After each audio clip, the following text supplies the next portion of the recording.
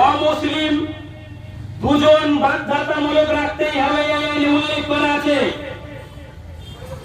আমরা তো এই ওয়াকফ সম্পত্তি অমুসলিম রাখতে চাইব না।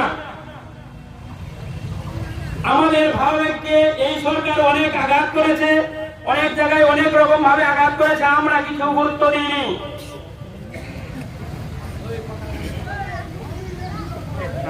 এই ওয়াকফ বিল